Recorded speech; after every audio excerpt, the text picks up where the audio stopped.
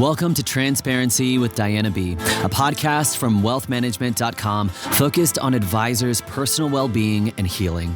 In this podcast, we explore some of the deepest struggles and hardships that many advisors face and bring these issues out into the open so that others may find healing.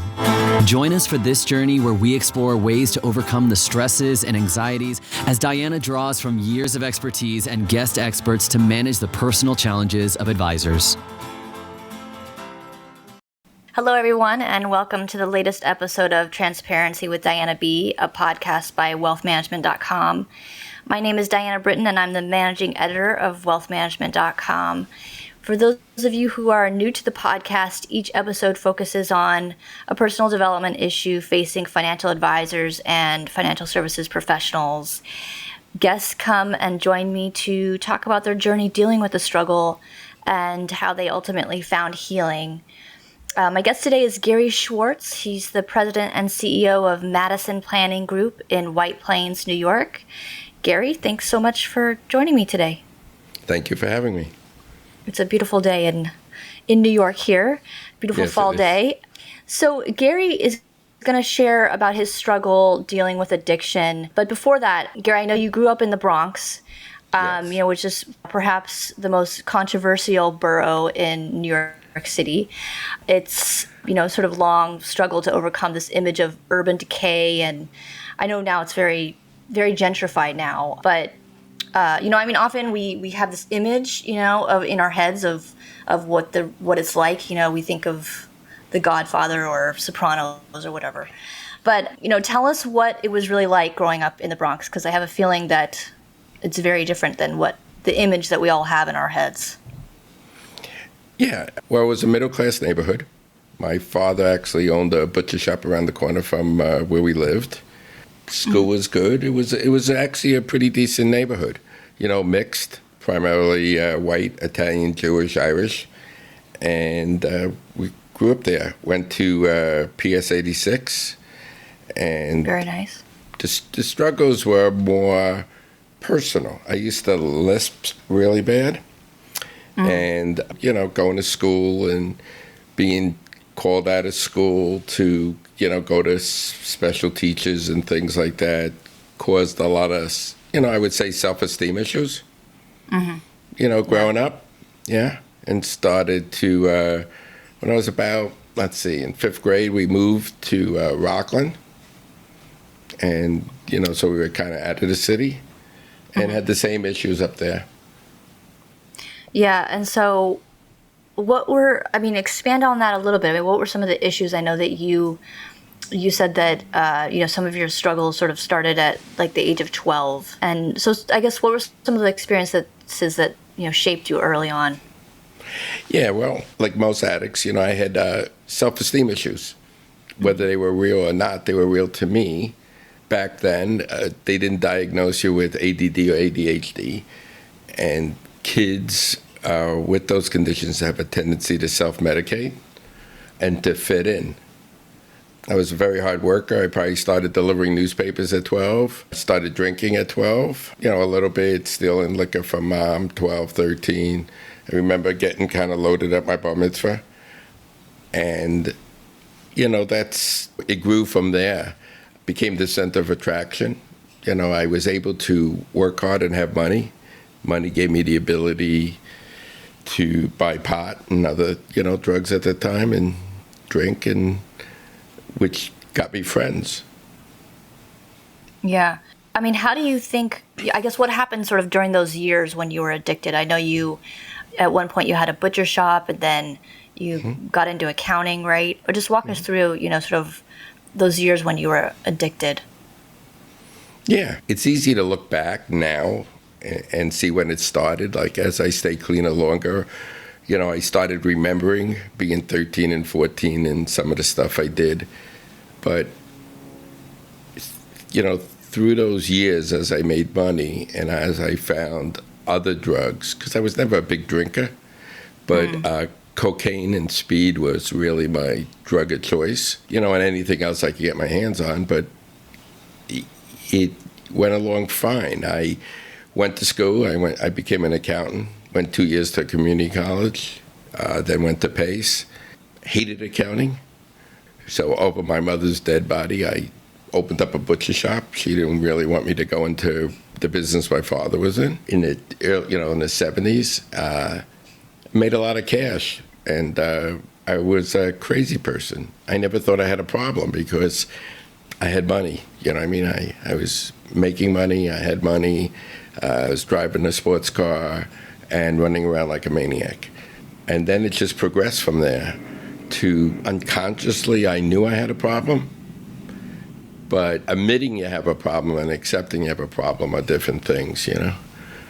Like people would say to me, you're a little crazy. You really got to stop this. And, I would say, what do you know? Because what do you know? And by that time, I had moved back to the Bronx. Okay. So I was living in a co-op in Riverdale, part of the Bronx, and nice part. And so I had a car. I had a nice co-op. I had money in my pocket. And, for a while, I thought I just had toward the end, I just had a money problem. I ran out of money.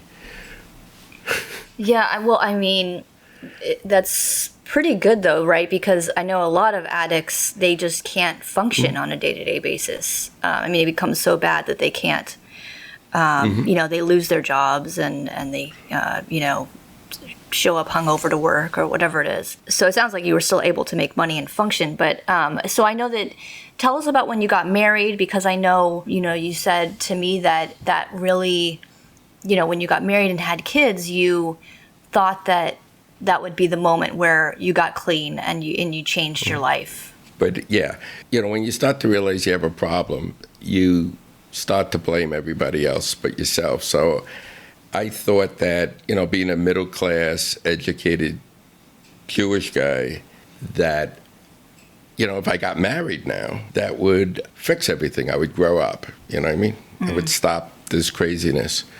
So I ended up marrying somebody that was a tremendous enabler. So, and, school teacher, master's degree, attractive, made my mother happy, was the first Jewish girl I ever went out with. And 90 days into the relationship, I asked her to marry me. A year and a half later, we were married. And you're still married, right? Yes. And I didn't stop. So this dragged on for about 6 years. We tried to have kids. We couldn't have kids. We went through all different trials and tribulations. I blamed it on that for, a while. This is why I could use, because I'm happy, I'm depressed, I'm miserable, whatever it was. And at the end, and then we finally adopted 2 kids. I was still using, and my drug addiction had gotten really bad those last 3 or 4 years, where I couldn't function. I wasn't able, I was constantly sick, and, moved on from that. So we adopted 2 kids, got through a home study, a U.S. adoption and a foreign adoption. They're 6 weeks apart. And they were about 6 months old when I got clean. You start to do all the things you said that you would never do. And so it was pretty ugly. I was in and out of 12-step programs. We'd go to a meeting and say, wow, these people are really crazy. That I'm not like that guy. Yeah, right. And I would, and then I would go and use.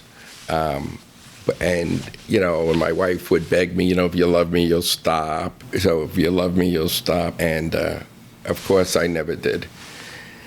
And then toward the very end, and I was in and out of meetings. I had a temporary sponsor. So I remember I took off for about 3 days. I was missing in action. And I finally came home, embarrassed and everything else. And who's sitting there but my mother and my wife?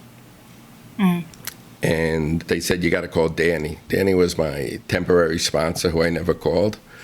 So I called Danny, and he said to me, how you doing? And I said, okay. And he said, I got you into a rehab. And I said, okay. How long is that? And he said, 28 days. And I said, there's no way I could go away for 28 days. I'm a father, 2 kids. I'm important. I'm too important for this. So I looked at my wife and I looked at my mother, embarrassed. I was about 148 pounds at the time. I'm 206 now. Wow. So he, so I said, okay. And you have to understand, I didn't really make any money for 2 years. It was just spending everything I made or did or whatever. So it was kind of your mindset. And then he said, okay, but first you got to go to detox. He said for 7 days. And I said, there is no way I could go away for 35 days. I'm just too damn important. And then he said these magic words to me. It was the last time I used. And he said, I'll tell you what you do. If you're still alive next week, give me a call, and I'll see if I can get you in. Wow. So I did that. That was the last time. And my wife wouldn't even take off from work to drive me to the detox, so I had to have my mother do it. So. But you went in pretty much right away, or did you wait that week? I waited. It was 2 days. I think that was like on a, I don't remember exactly, but it was like 2 days before I went to the detox. Yeah. Yeah, I mean, it's interesting to hear like what the words were that really triggered you to get help, because addicts can't, you can't force them to go into rehab. They've got to, want to get help and make that decision themselves. So I'm glad you did. How many years have you been sober now? I've been clean over 32 years. Wow. So I got clean May That's 21st, 1989. My kids were Wow. all born 888 and 988. And there's 6 weeks between them. Yeah. So, Well, yeah. well, congratulations. That's a big accomplishment. How did you actually get into the industry? Because I think it was was it before you got clean that you became a financial advisor? No, it was after, right at the beginning. I've always was self-employed. I paid for college by having a landscape business. I was always able to make money. So it's the first time I had to go look for a job. And the only people that were hiring were insurance companies. So I actually went to work for MetLife, not owning any life insurance, because addicts never buy life insurance because life is not that important at that time. But I went to work for MetLife. I did okay in the first 2 years. A lot of stories about that. And then they made me an assistant branch manager, which made me into a babysitter for other reps and agents. And so I kind of left there and bounced around.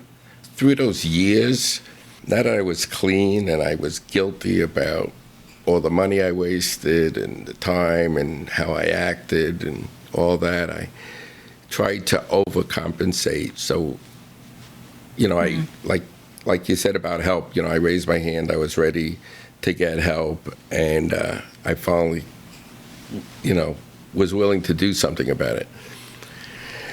In these next 5 years, I kind of tried to make up for being an idiot. So I ended up buying a house I couldn't afford, a car I couldn't afford, sending my kids to sleepaway camp I couldn't afford. And because I was a middle-class white kid, I was able to get credit. I was able to have people lend me money. I was able to get credit cards. And, I built up a huge amount of debt. And then my business was never able to support that at that time. So I got myself in real financial trouble. And that was 5 years in, life became real. And I had nobody to blame. I couldn't say, I was a drug addict and now, I'm accountable, but I'm doing the right thing. Now I had to ask for help of a problem I created clean. So I ended up eventually asking for help. Was going to file bankruptcy, didn't file bankruptcy because my wife refused to go along with it. Then and I'm married 38 years now. So we went to So I ended up actually, I've ended up paying off everybody. But at that time, I came back into the business with somebody who ended up believing in me more than I did at the time, asking for help again. Taught me a lot about humility and being humble, which I thought I learned when I got clean, but I wasn't. And from that point on, I started building the business. So everything he ever said to me came true. What were some of those things? Yeah, what were some of those things that he said? Like, you'll be dramatically underpaid at the beginning and dramatically overpaid at the end if you do it right. That's true. You take it.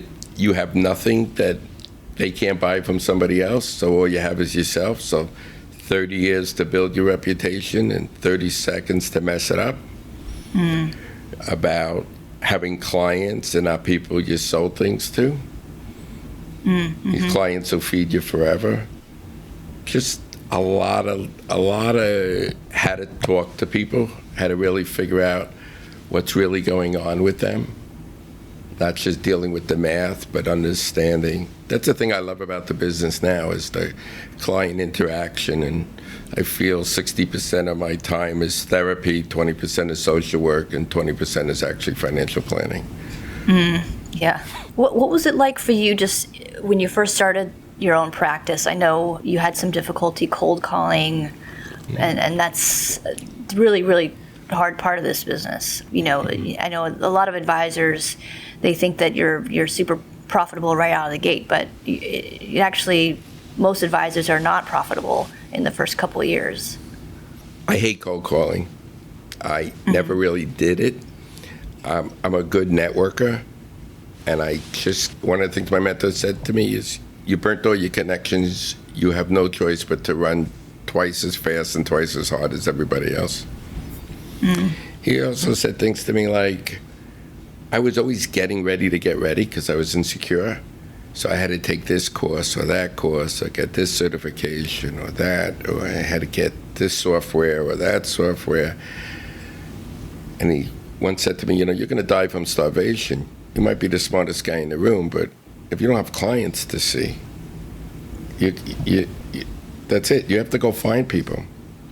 So you could be the greatest barber or brain surgeon, but if you don't have patients or heads to cut, you're not eating. So, that's kind of sunk in, and I started networking, started running around. It was in the 90s, so it was when everybody else was making a lot of money and I wasn't. So I was ready to, so nobody would do some of the things I did. I ran around like a maniac. I would chase down nickels and dimes. I was broke.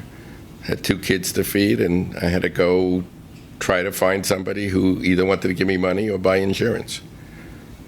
And so when I started the firm, it wasn't really a plan. I had an idea of what I wanted to do, which was comprehensive planning, and it developed over time. I had to learn to be a businessman. I had to learn. Salespeople think they're good business people, but they're usually not. So I had to learn to be a business person and run a business. So it was quite interesting building the business. When I first started, it was me and my mentor, who was retired for quite a while, sitting in an office inside somebody else's office. Then we grew, and now we got a couple offices and 4,000 square feet in White Plains. So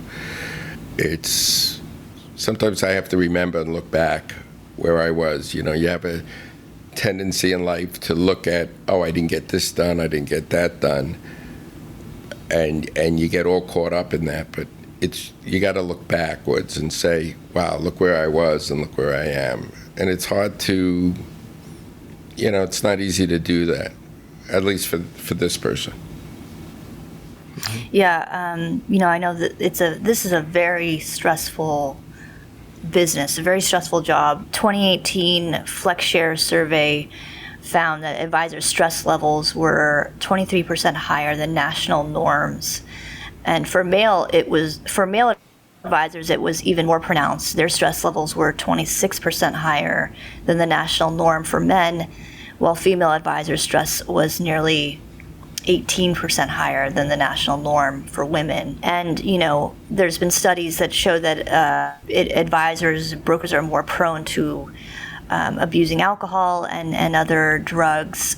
Kudos to you for staying clean and, just sticking with it and staying in the business and building up. How did you sort of get past the addiction and the money problems and eventually get to healing? So it's, staying connected to 12-step program, still go to meetings, try to get to 3 meetings a week. I still talk to people in meetings, and I've been in and out of therapy based on situations in my life. It's a growing process. As you stay clean and as life changes, you have new issues and new pressures. In my business, what really helped me too in the business was back about 20 years ago when I decided to go from commissions to fees on the money management side. And as that started to build, and as I did not have to worry about Mary saying yes Thursday to pay my bills, that started to remove a lot of stress. But I still have, whether they're based on reality or not, I still have fears like it's all going to disappear Thursday. I was broke. Something's going to happen and magically, it's going to end. But it's not real. The business is at a point where there's, we have a lot of natural growth, organic growth and business. We don't do a tremendous amount of marketing at all. So Can you expand a little bit on that? What Sure. was the switch to fees? How did that sort of release some of the stress? Was it just because you had that recurring revenue? Yeah, I had the recurring revenue because while building the business and having all that debt and worrying about how you're going to pay the bills, if you wrote a life insurance case, like how am I going to get paid for this by Thursday, and the client tells you they're out of town for 2 weeks or 3 weeks, or making the trade or trying to do different things to generate income or selling whatever, it became, that's very stressful. That was very stressful to me. And I'm very good at getting people to buy things or do things with me. I'm not very good at selling things. Yeah. Like I have, I don't have the greatest anything. So it really took the pressure off. I could pay the rent. I could pay my staff. I could, there was a lot of tough times borrowing money to make payroll. There was a lot of things that happened during those years. So it was tremendous to me to get rid of that stress. But, meetings, without meetings, I'd be crazy. Like, somebody will say to me, after all these years, you still go to those meetings? And I say, do I look cured to you? I mean, it's not. It's what got me here. Because it's very easy to forget. And I've seen a lot of people put time together, and it scares me. And then something happens, surgery, they get hooked on painkillers or whatever, and they're gone, and they're either dead or they never come back, or it's scary. It's just not worth the risk. And I'm actually quite, even on my website, I talk about my my addiction. So in my bio, so I'm proud. I'm happy who I became, and I had to go through what I had to go through to become who I became. Yeah. Well, that's a great story. I know that, I have a loved one who's, also an addict and has gone through meetings and year-long rehab and, just years and years of struggling with it. And he still, falls back on it every once in a while. It's a process. It's not just overnight, Well, Gary, I think we're out of time. But I just want to thank you for being on the podcast and just being so vulnerable, being so open about your story. I really think that a lot of people will relate and just get a lot out of it. But thank you, Gary Schwartz, for being on the podcast today. And thank you. It was my pleasure. If you'd like to reach out to Gary, if you have any questions for him, you can reach him at gschwartz@madisonplanning.com. And we'll put this in the show notes as well. If you yourself have a struggle, you wish to share your experiences and help others in similar situations, please feel free to reach out to me at transparencywithdianab@gmail.com. I'd like to thank you for listening to Transparency with Diana B. If you've not subscribed to the podcast yet, please click the subscribe now button below. This is Diana Britton reminding you that where there's healing, there is hope. We'll see you next time. Thank you for listening to the Transparency with Diana B podcast. Click the subscribe button below to be notified when new episodes become available. The information covered and posted represents the views and opinions of the guest and does not necessarily represent the views or opinions of wealthmanagement.com. The content has been made available for informational and educational purposes only. The content is not intended to be a substitute for professional advice. Always seek the advice of your healthcare provider with any questions you have regarding your particular situation.